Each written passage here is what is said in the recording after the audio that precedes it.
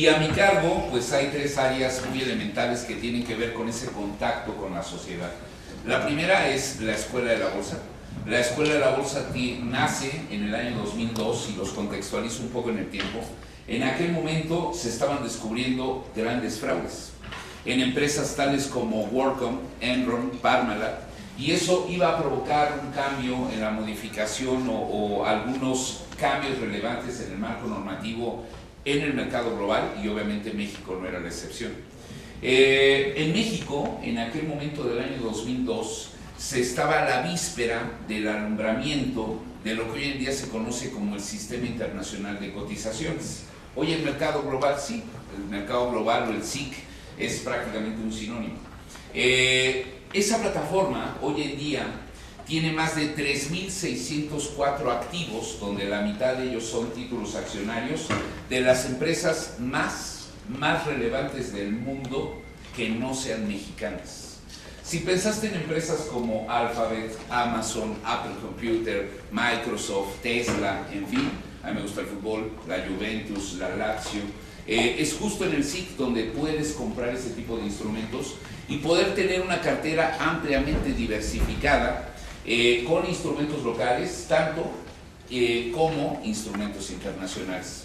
Con ese caldo de cultivo, pues la bolsa levanta la mano, le pide la autorización a la Secretaría de Hacienda y Crédito Público para poder tener un área de formación. Hacienda no tiene ningún inconveniente y a partir de ese momento comienza la historia de BMB Educación. Del año 2003 a más o menos el año 2015, la Escuela de la Bolsa capacitaba alrededor de unas 500 personas al año. Se enfocó mucho en aquellos profesionales que trabajan en una casa de bolsa o en un banco y que, como ustedes saben, pues ese tipo de personas tienen que estar certificados. A partir de ese momento, como a la fecha, pues la Escuela de la Bolsa pues trata de dotar a estos profesionales de todos los elementos en términos de conocimientos, habilidades, pero sobre todo actitudes, para que puedan presentar un examen, certificarse y entonces puedan ser empoderados en una casa de bolsa y puedan trabajar en el mercado bursátil. Para el año 2015 hay un cambio en la administración del Grupo Bolsa y se dan cuenta de muchas cosas, pero de algo es que se tienen que poner más serios en la parte de la educación. Y entonces nos brindan un espacio físico de 640 metros cuadrados, que eso se traduce en 6 aulas, 150 sillas para que la gente pueda venir a estudiar y tomar un curso. Y con números del año 2023, la Escuela de la Bolsa capacita anualmente a más de 150,000 personas.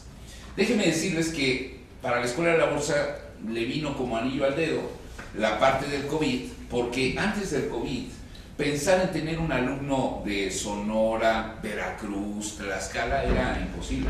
Es más, ni de Tecamachalco. Pero dado el COVID, pues tuvimos que migrar como todas las instituciones académicas a la parte virtual y hoy en día gran parte de los programas de la Escuela de la Bolsa pues los toman estudiantes no solamente mexicanos de otras plazas del interior de la República, sino países centroamericanos, sudamericanos, incluso por ahí algunos europeos que toman cierto tipo de programas de la Escuela de la Bolsa. La Escuela de la Bolsa pues ha tenido esta gran cantidad de alumnos porque no solamente se ha enfocado en la parte de la certificación de las personas que trabajan en una casa de bolsa, sino también pues han abierto el scope y, por ejemplo, la semana que entra comienza un curso de verano para jóvenes con actividades muy lúdicas, como lo hemos hecho desde hace 8 años, para que puedan profundizar un poco más en la comprensión y el entendimiento de lo que son las finanzas integrales. O bien ya en el rubro de las finanzas bursátiles y que vayan aprendiendo para que puedan generar una inversión, para que puedan tener un ahorro cuando se retiren, etc. Y cabe la invitación a todos ustedes para la próxima semana o para cuando ustedes quieran y que puedan ser parte de estas personas que se capacitan en la Escuela de la Bolsa. El segundo pilar que tiene el área de cultura es el Museo de la Bolsa. El Museo de la Bolsa, como yo se los adelantaba a algunos de ustedes, nace en abril del año 2019. Tiene 5 años de edad, de los cuales 2 años estuvo cerrado por la pandemia. Y más o menos lo visitan, promedio, alrededor de unas 300 personas todos los días. El Museo de la Bolsa es un museo gratuito, es un museo que está abierto de domingo a viernes, el único día que no abre es el sábado. Y sí quiero ser muy preciso en este sentido porque sirva para que puedan invitar a sus amigos, a sus vecinos, a sus familiares. Nos daría mucho gusto pues recibirlos ustedes en una segunda, tercera, cuarta visita al Museo de la Bolsa, donde ese museo se divide en 3 diferentes secciones. Una primera sección es una parte cronológica, histórica, evolutiva, de cómo se ha venido desarrollando el mercado de valores en el mundo desde la óptica de la Bolsa Mexicana de Valores, y ahorita platicaremos más de ello. Una segunda fase, que es una parte interactiva, de tocar, jugar, aprender, y que pues te va llevando, como lianas en un bosque, a diferentes lugares para ir descubriendo cierto tipo de conceptos en el ámbito de las finanzas bursátiles. Y una tercera sección que también está contemplada dentro del museo, que es ese piso de remates, donde desde hace 25 años ya no se lleva ninguna operación a viva voz, pero que pues la operación a viva voz es parte de lo elemental o que identifica a un mercado bursátil y que obviamente pues tendremos la posibilidad de visitar.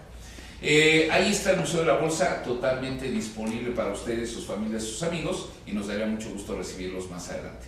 El tercer elemento que conforma el área de cultura pues tiene que ver justo con lo que yo les platicaba, las exposiciones de arte. Y las exposiciones de arte, junto con el museo y la escuela, lo que tratan de generar es un ecosistema en el cual te permita ver el bienestar de la persona. Y sí, déjame serte muy sincero, yo necesito un solo pretexto para empezarte a hablar en términos de un concepto financiero e ir profundizando en este ámbito de la educación financiera y pensar, como claramente lo ha sido en muchas partes del mundo, pues que aquí tenemos a muchos potenciales inversionistas, si no es que ya lo son, o en un futuro no tan lejano, empresarios que puedan identificar en la bolsa pues recursos que les permitan ir creciendo y aportando a la riqueza de nuestro país. Ese es el área de cultura financiera del Grupo Bolsa y pues un gusto recibirlos el día de hoy. Ahora, creo que lo importante pues es platicarles del museo, que pues una vez que terminemos la plática a libre albedrío les pediría de favor pues que pasen a revisarlo. Y en este caso pues déjenme irles platicando qué van a encontrar en este lugar. Para empezar, cuando empezamos a hablar del mercado de valores, pues es un mercado de valores que como seres humanos te genera 2 tipos de sensaciones. Una sensación que tiene que ver con el deseo y otra sensación que tiene que ver con el miedo. En la parte del deseo, pues vamos a poner algunos ejemplos. Les pediría que se ubiquen en el año de 1928 en el centro histórico de la Ciudad de México. Seguramente estarán viendo en su imaginación algunos carruajes tirados por caballos y calles muy similares a las actuales, pero pues con vestimentas totalmente diferentes de la gente que estaba ahí. Y en ese momento se estaba inaugurando un nuevo negocio. Una familia conformada por papá, mamá y 2 hijos, durante un periodo de tiempo previo, rentaron uno de sus espacios en su propia casa y con lo que se fue acumulando de esas rentas, pudieron poner este negocio. El negocio que pusieron en el centro histórico de la Ciudad de México fue una panadería y la llamaron El Molino, como aquellas panaderías tan famosas en Buenos Aires, Argentina, que no tenían nada que ver con la mexicana, pero donde obviamente pues sí venía en un mercado en que pues iban a especializar en la producción de pan. Créanme que mi intención no es despertarles el apetito, pero imaginen filas y filas de personas atraídas por un olor exquisito que se desprendía de esa panadería El Molino. Obviamente, pues se empezaron a dar cuenta que el negocio que tenían pues era un negocio muy fructífero en el futuro. No me pregunten por qué, no soy experto. Para 1934, 6 años después, el papá contrae una enfermedad y muere.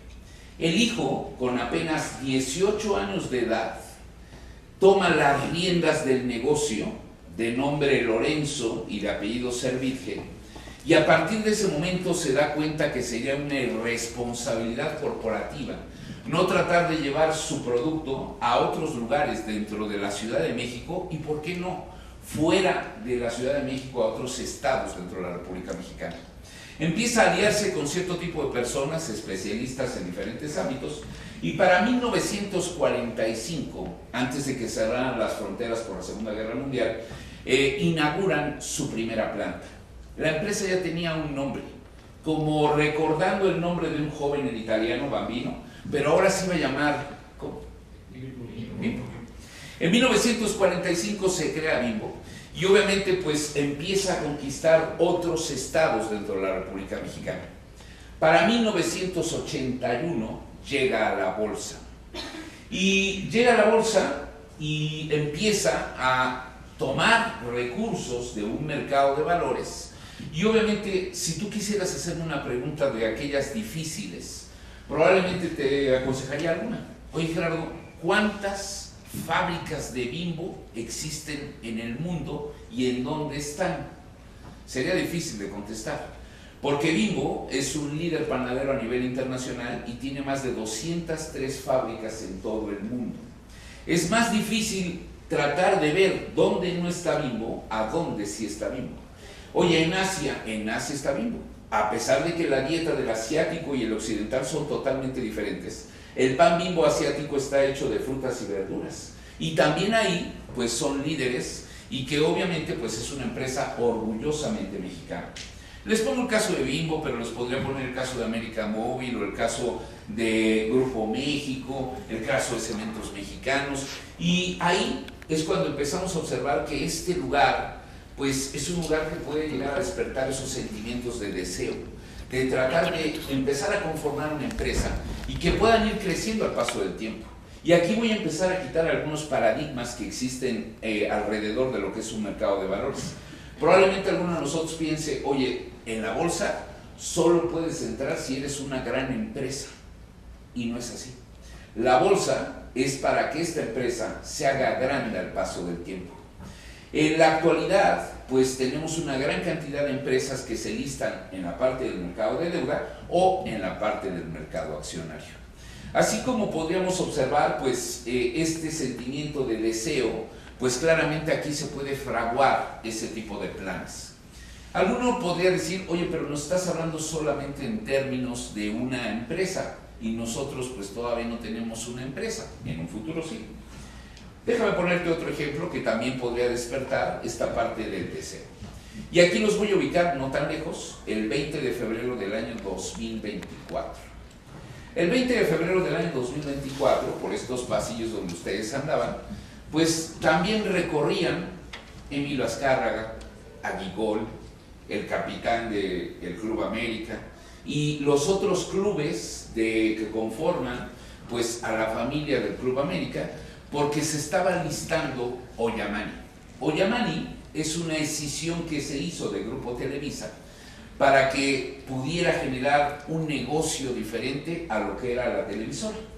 Ollamani se conforma de 3 diferentes negocios en su pancita. El primer negocio tiene que ver con el negocio del fútbol. El segundo negocio tiene que ver con el negocio de los casinos. Y el tercer negocio tiene que ver con el negocio de las publicaciones artísticas. En el caso del negocio del fútbol, ahí se postula, o más bien se recarga, en 2 principales fuentes de ingresos. El Club América, en todos sus diferentes niveles de representación del propio club, porque no solamente tenemos equipos varoniles, también hay equipos femeniles, hay equipos con discapacidades o con capacidades especiales, y estamos hablando pues de uno de los seleccionados en Estados Unidos. La nómina más alta del fútbol mexicano le corresponde al América, en un rango por ahí de los 96 millones de euros anuales. El que más le sigue es el Monterrey, con cerca de 81 millones de euros. Luego viene los Tigres, con cerca de 64 millones de euros. Y luego las Chivas, con más o menos 50 millones de euros. Y luego viene una pulverización de todos los demás equipos en términos de la nómina.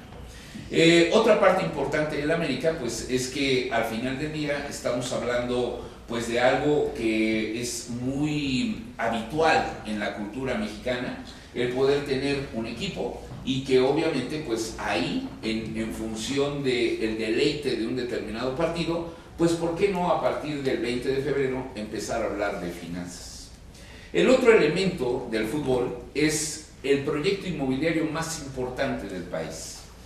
Un lugar que va a ser histórico el próximo 11 de junio del año 2026, porque nuestro capitán de la selección mexicana estará pateando el balón y estará inaugurando el Mundial de América del Norte.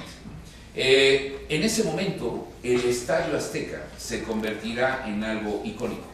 Es el lugar donde jugó Pelé, donde jugó Maradona y donde probablemente vengan pues muchos de los españoles o los argentinos que acaban de ganar las copas respectivas recientemente, pues ahí puedan jugar este determinado mundial. Para ello se necesita pues una inversión de más o menos 150 millones de dólares que ya empieza a hacer a partir de este momento o a partir de este año, y obviamente pues la repercusión que tiene el Estadio Azteca en términos de ingresos es muy relevante, no solamente por la parte del mundial, porque pues el Estadio Azteca sí le da cabida al Club América, pero también se hacen otro tipo de eventos deportivos, los partidos de la NFL o incluso algunos conciertos de cierto tipo de artistas, y ahí en ese lugar pues es un lugar que genera una cantidad de ingresos importante. Ahora, a pesar de que en América y el Estadio Azteca pues lo reconocemos claramente, el principal negocio de Doña Mani son los casinos. En el caso de los casinos de Play City, que tiene o que es dueña de Televisa, de más o menos cerca de 7,000 miles de millones de pesos que genera anualmente esta sección escisionada, la gran cantidad de esos recursos proviene de los casinos. Play City está en 13 diferentes estados de la República y tiene más de 23 casinos en esos lugares. Y la cantidad de recursos no se genera prácticamente por las apuestas, sino se genera por el consumo de alimentos que se hace en esos lugares. Si un verdadero apostador quiere ir a jugar al casino, lo hace a través de una plataforma electrónica, que también es de Play City, y donde obviamente pues tiene una proyección de ingresos en el futuro de más o menos 40% de ese negocio. Y creo que es un negocio pues en el cual se puede invertir. El tercer elemento de Ollamani tiene que ver con publicaciones artísticas. Y sí, déjenme decirles que es la historia más triste de los tres niveles de negocio. ¿Por qué? Porque si la parte del negocio de revistas en el año 2023 llegó a tener más o menos un 30% de los ingresos que tuvo en el año 2019, fueron muchísimos. Ha venido cayendo de manera muy importante la cantidad de ingresos en la parte de las publicaciones artísticas. ¿Por qué? Porque hoy en día pues, es cada vez más extraño ir a comprar tu revista pues, al puesto del periódico cuando lo traes aquí. Y que si realmente quieres saber qué va a pasar en la Casa de los Famosos el próximo domingo, pues tienes que picarle aquí. Y no necesariamente saber o comprar una revista específica. Sin embargo, eso le provoca a la parte de revistas como TV Notas, Caras, National Geographic en español, Vanidades y otras revistas que tiene el Grupo Televisa, pues reformar la estrategia de publicación para volver a generar esa cantidad de ingresos. Al final sale con un precio de aproximadamente unos 11 pesos por título, y no estaba cerrando el mercado y ya el precio de la acción se cotizaba en 34 pesos. Hubo un crecimiento de cerca del 200% en un día. Lo que llevamos hoy en día, si quieren comprar Águilas, que así se llama su teleticker en el mercado, que es Ollamani, pues hoy en día les debe de costar alrededor de unos 45 pesos. Imaginen a alguien como nosotros que hubiera comprado una acción a 11 pesos y que hubiese triplicado su inversión ni siquiera en 6 meses de tiempo. Ahí está otro elemento de deseo para poder participar de este tipo de oportunidades que se pueden dar en este mercado. Creo que está muy claro la parte del deseo cuando hablamos de los mercados de valores, pero ¿qué hay con la segunda sensación? ¿Cuál era? El miedo. El miedo. Para poder platicar del miedo, también puedo decir que estos mercados de valores han sido considerados estos lugares de epicentro, donde dependiendo de una jornada pues muy caótica que se pueda dar en el mercado de valores, tiene una repercusión en la sociedad, en términos de una contracción económica, un incremento a la inflación, un desempleo, una desesperanza y una incertidumbre total pues que impacta directamente al ánimo de las personas. Déjenme platicarles de algunas de ellas. En el año de 1636, en la bolsa de Ámsterdam, estamos hablando de la potencia económica más importante de aquella región, Holanda. Holanda, por su lugar estratégico, se convertía en uno de los puertos más importantes de Europa. Y obviamente, pues, mientras hay muchas cosas de algo, los precios empiezan a tener un impacto. ¿Qué había en aquel momento en esta primera potencia económica europea? Dinero. Y como había mucho dinero, pues entonces alguien muy especializado en el mercado hablaría de una exuberancia monetaria. Cuando hay mucho dinero, pues lo gastas en lo que fuese, incluso en la compra de bulbos de un tulipán, que podrían cotizarse cada bulbo alrededor de unos 10.000 florines holandeses. 10.000 florines holandeses, para no hacer muchas cuentas, es más o menos, hoy tendría un valor de cerca de 10.000 euros una flor. Y el tulipán, muy bonito, pero no puede costar un tulipán lo de una casa. Y obviamente lo que estábamos viendo ahí era la conformación de una burbuja financiera. Y esa burbuja financiera pues fácilmente se podía ponchar en cualquier momento, como lo fue.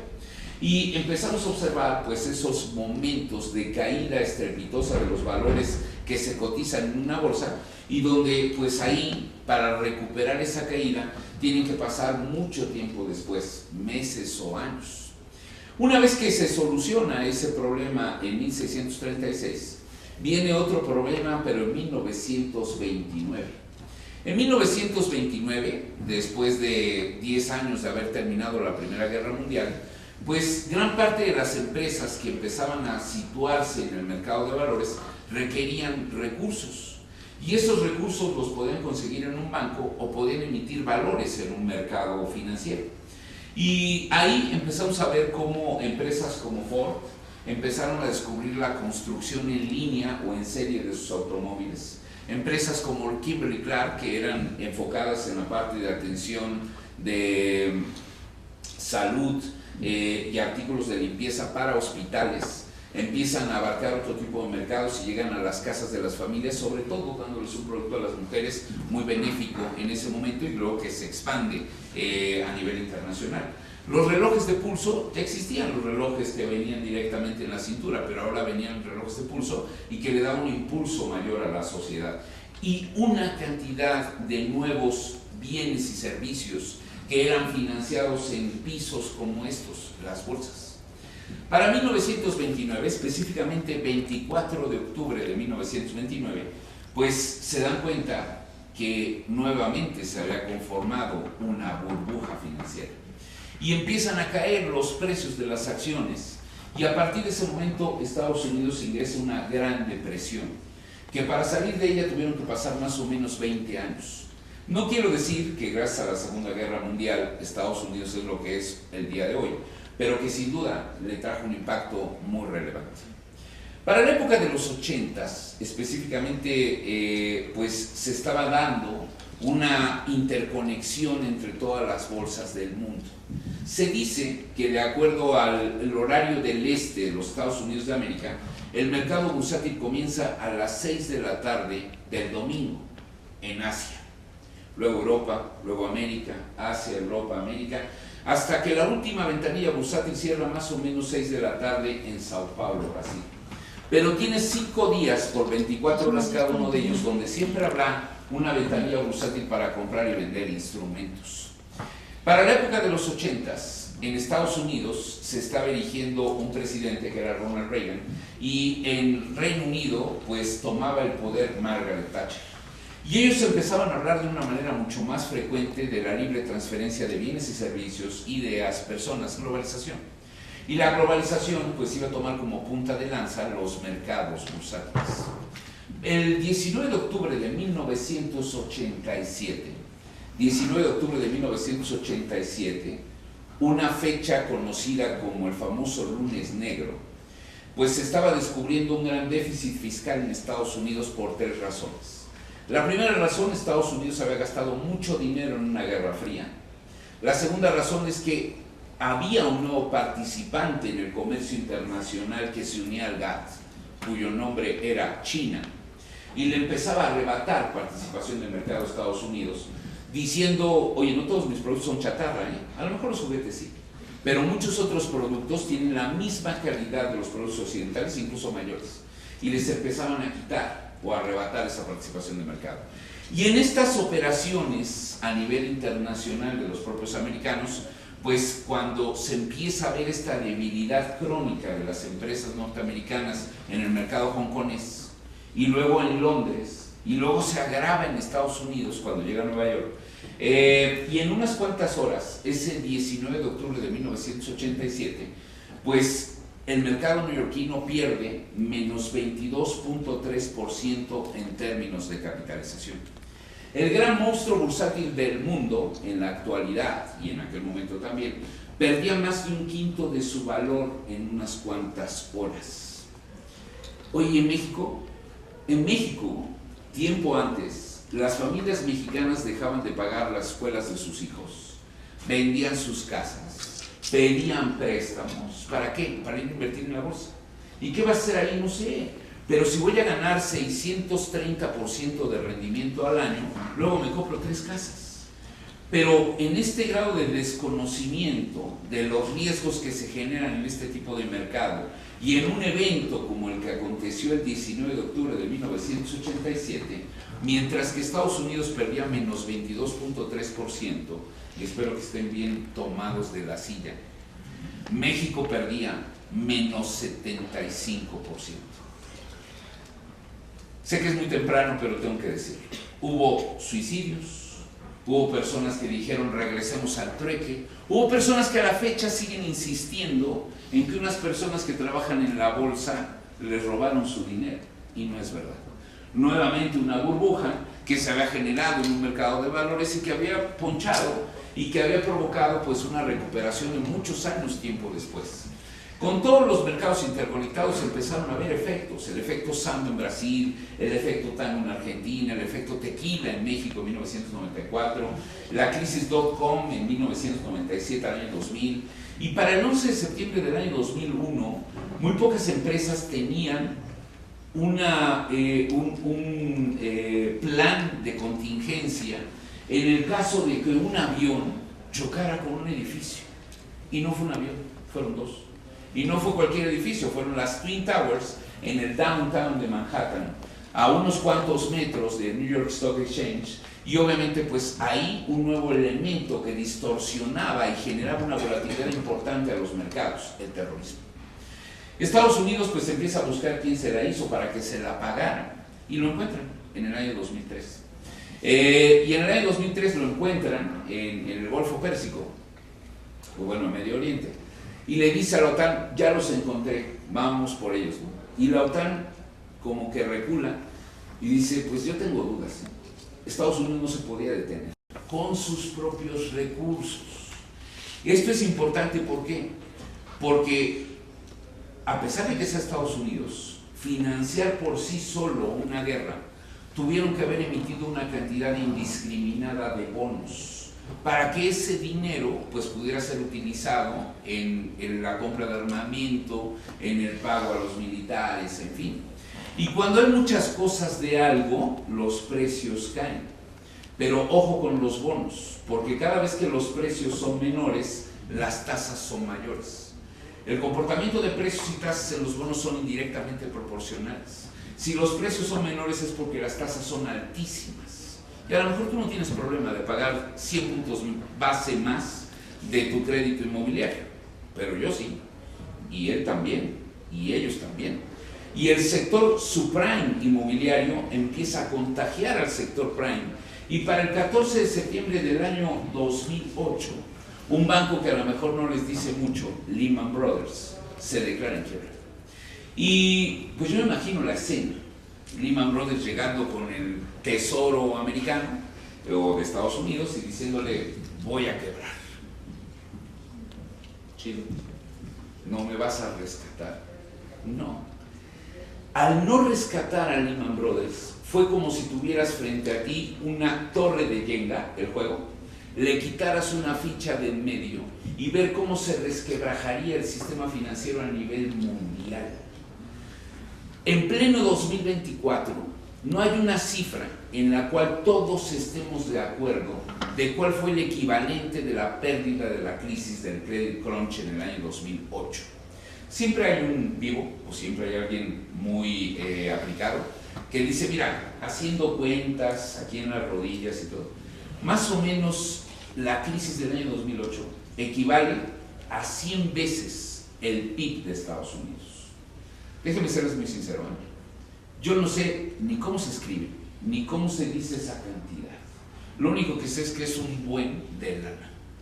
Y obviamente pues ahí empieza una política crediticia expansiva que duró desde el año 2008 hasta más o menos el año 2019 y empezó a tener tasas bajísimas. ¿Qué digo tasas bajísimas? En Japón la tasa de referencia era negativa, era menos 0.25%. O sea, si tú pedías un préstamo en Japón, te premiaban y además te daban una olla express. Obviamente, pues eso empezó a generar un grado de endeudamiento irracional en prácticamente todo el mundo. Los ratios deuda-PIB eran comunes verlos arriba de 2 o 3 décimas. El caso de Grecia. Grecia tenía un ratio deuda-PIB de cerca de 280%. O sea, si hubieran llegado todos los que, pues a los que le debía Grecia y se formaran ahí afuera del Partenón, Grecia tenía que haber entregado 2.5 veces el Partenón y todavía tenía deuda. En el caso de Portugal era más o menos de 180, España 150, Portugal, por ahí Italia alrededor también de unos 110, el mismo Alemania, 83% de deuda PIB. Para el año 2016, en el Foro Económico en Davos, Suiza, pues ya después de una cantidad de ponencias y conferencias con todos los líderes a nivel mundial, nunca falta el aguafiestas, ¿no? Y dice, oigan, pues ese dinero que deben, algún día se los van a cobrar. Y probablemente a tasas mayores, dependiendo de lo que diga la Reserva Federal. Y se acabó el comentario. Todos regresaron a sus casas y volvieron a retomar la agenda tiempo después. Y pues yo me imagino, ¿no? En esos grupos de personas, oigan, ¿se acuerdan del tipo este que se levantó y nos dijo que algún día nos van a cobrar el dinero? Y si lo hacen, ¿de dónde podríamos pagarlo? Pues no hay. Y nunca falta el que pone alguna solución, ¿no? Recorten el presupuesto a la parte de servicios de salud. Adiós Obamacare, adiós nuevas investigaciones en la parte de salud, adiós vacunas, hospitales, etc. Para el 8 de enero del año 2020, en una comunidad denominada Wuhan, China, se descubría un nuevo virus, que, ojo, siguen estando los contactos en este momento, así que no se besan. Se descubría un nuevo virus. Y obviamente, pues, algunos inocentes que ya habían pasado la influenza les decían a otros, no se preocupen, 2 semanas y regresamos a chambear. 2 años. Y 2 años en los cuales el comportamiento de los mercados de valores fue muy diverso dependiendo la región de la cual me hables. Algunos analistas decían, miren, no se preocupen del COVID, va a ser como un comportamiento tipo B de Víctor o palomita de Nike, una contracción muy fuerte en el año 2020 y luego una recuperación igual o mayor para el año 2021. No tuvo que llegar el 2020. Hubo muchos países que en el segundo semestre del año 2020 habían recuperado y con creces lo que habían perdido en el primer semestre. Estados Unidos. Estados Unidos incluso descubrió nuevos nichos, el turismo médico. Por ahí te pones la vacuna y vas a visitar a Mickey Mouse, esa es economía, ¿no? Pero no todos se comportaron igual. Hubo otros países como una W de Wilson, una contracción muy fuerte en el año 2020 y luego una recuperación y luego, ¿qué crees? Nuevos confinamientos. Y el cierre de plantas productoras, a lo mejor muchos de los que tienen que ver con transmisores y aparatos para los automóviles, que empezó a provocar la idea en los empresarios de hacer una relocalización de las plantas productivas y ponerlas muy cercanas a sus clientes, por su nombre sexy, el nearshoring, ¿no? Y a partir de ese momento pues empezaron a ver cómo pues esto hacía estragos de manera mucho más prolongada en el tiempo. Fíjate, vaya, que esté bien. Bye.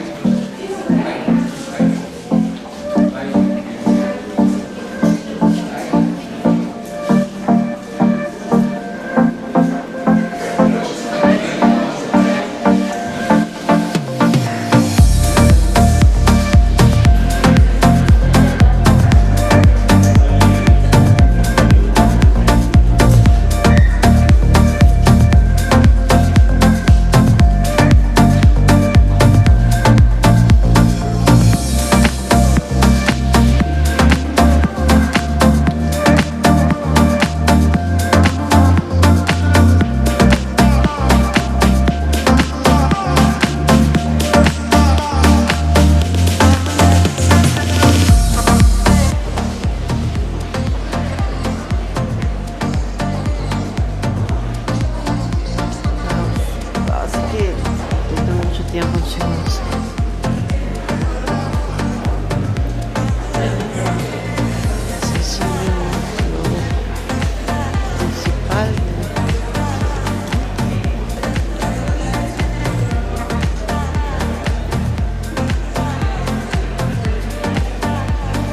Ese es lo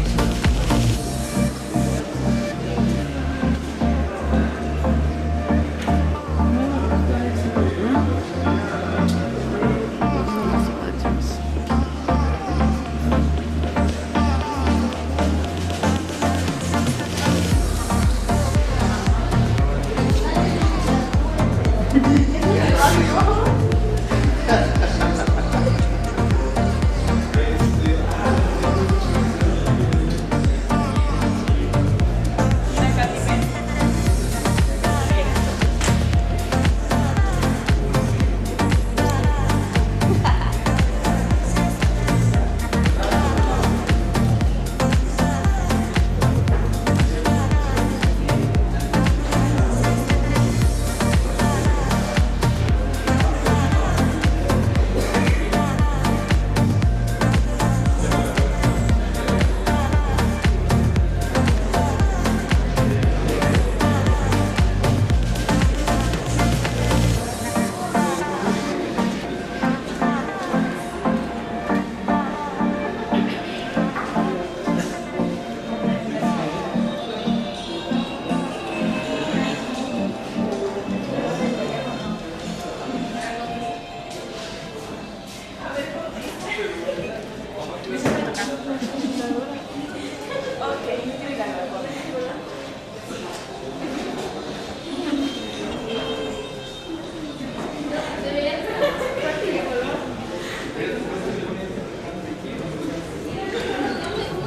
Eso,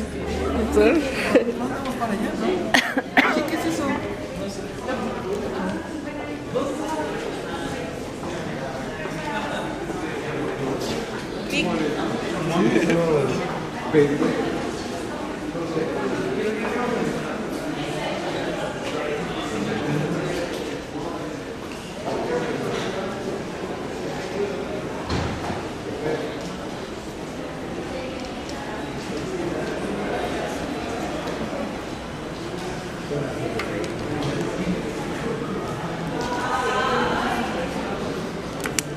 Ah, no tocar, ¿verdad? Puta madre, perdón.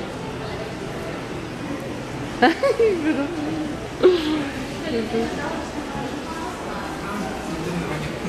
Ella también está. Creo que sí, ¿no? Ah, escuela de bolsa.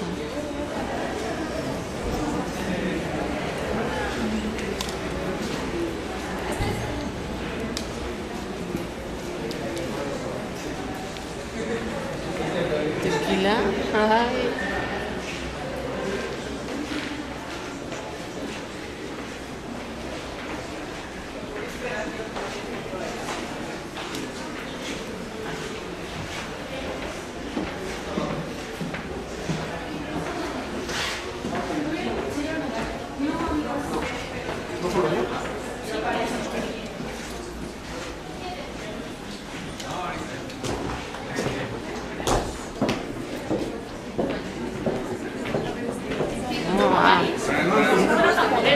Ya, perfecto. Mándame una foto.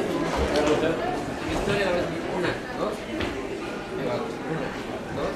Wow.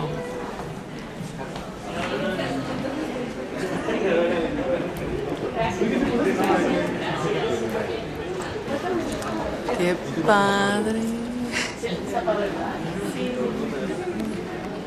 Wow. Como las películas. Este es el reloj de Nueva York, México, Tokio, Londres. Y está un teléfono. Vamos a ver qué están viendo en las pantallas. Ñaca, ñaca, ñaca, ñaca, ñaca. Sí, sí. What the fuck?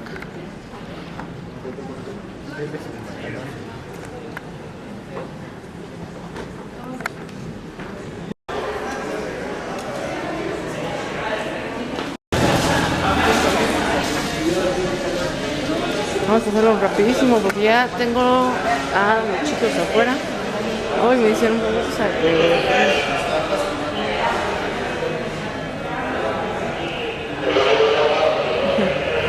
y pues son muchos más, ¿no?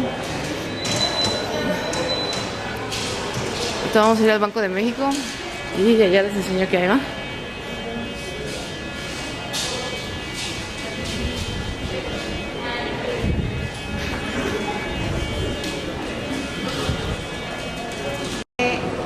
Se creó hace 3 años, casi 3 años, y desde que se creó, el Banco de México quiso que el visitante pueda explorarlo por su cuenta y a su ritmo. Eso siempre fue muy importante desde el momento del nacimiento de este museo. Y les voy a platicar por qué el Banco de México decidió abrir las puertas de un espacio como este. El primer motivo fue porque esta institución creyó muy importante dar a conocer lo que hace a toda la sociedad y darnos cuenta que el Banco de México está presente en nuestra vida diaria, desde cualquier billete que tenemos en nuestras manos, desde el momento en que hacemos una transferencia electrónica, por ejemplo, o incluso al ir a una sucursal bancaria, porque el Banco de México establece las reglas a estas instituciones. Ese es un principal y muy poderoso motivo. Como segundo elemento, tenemos que el Banco de México tiene la colección más importante de América Latina, colección numismática. Es decir, billetes, monedas, otras formas que han tenido el dinero también. Dentro de esta colección también están las medallas o los especímenes. Aproximadamente son 118,000 piezas y aquí en el museo se exhiben algunas de ellas. Todo lo que encuentran exhibido en este museo es auténtico, son las piezas originales. Y bueno, como un tercer elemento, ustedes podrán notar que es un edificio precioso, bellísimo y pionero en Art Deco a nivel mundial. Entonces, un valor agregado también es que el Banco de México sigue trabajando desde aquí. O sea, aquí sigue la Junta de Gobierno del Banco Central. También por eso las medidas tan rigurosas de seguridad que ustedes encontraron al ingresar a este espacio. Son 3 pisos los que pueden conocer, chicos. Aquí en la planta baja encuentran 2 salas permanentes. A su lado izquierdo está la sala del Banco de México y a su lado derecho la sala del dinero. Bajando estas escaleras centrales van a llegar a la experiencia inmersiva de la bóveda. ¿Me pueden decir, por favor, qué horario de acceso a bóveda tienen en sus boletos? 1:31. ¿1:31? Sí. ¿Todos tienen 1:31? ¿Sí? Ok. Les voy a pedir de favor que 5 minutos antes de la 1:31, por favor hay que estar allá abajo. Se asignan horarios a lo largo del día porque el espacio es muy pequeño y tenemos que respetar una forma. 1:25. 1:25, así es. De hecho, varios de sus compañeros ya están ingresando a la experiencia inmersiva. ¿Alguna duda hasta aquí, chicos? Ok. Finalmente, también los invito a conocer el nivel del mezanín que está acá arriba. En el mezanín encuentran 2 exposiciones temporales. Una de ellas es sobre el pagos en movimiento, la revolución del SPEI. El SPEI es la principal carretera por la que pasan todos los sistemas de pagos y además es operada y regulada por el Banco de México. Esa exposición queda de este lado y los invito a que la conozcan porque esta ya es su última semana. Del otro lado van a encontrar otra exposición temporal que se llama Rutas Móviles. Usted está aquí. Rutas Móviles es un programa de arte y de maculatura propio del Banco de México. ¿Alguno de ustedes había escuchado ya esta palabra, maculatura? ¿No? Ok, les platico. La maculatura son estas piezas que se destruyen porque no llegaron a ser billete. O sea, durante su fase de producción tuvieron algún error de impresión. Entonces el Banco de México las destruye y es justo como este confeti que vemos, que en realidad no es billete, sino que son piezas que llegaron a ser billetes. Allá arriba encuentran 28 obras que distintos artistas crearon a partir de este material. Además, el Banco de México es el único banco central del mundo que tiene un programa de arte y de maculatura. Qué padre. Finalmente, arriba también hay una tienda de souvenirs y si alguien necesita ir al sanitario, el sanitario está subiendo las escaleras a mano izquierda dentro de un pasillo dorado. Ya para dejarnos libres, las fotos con cámara de celular sin flash están permitidas. Únicamente cuando estén dentro de la bóveda viendo el video, ahí sí hay que guardar el celular, pero en todo lo demás, adelante. ¿Tienen alguna duda? ¿Los puedo apoyar con algo más? ¿No?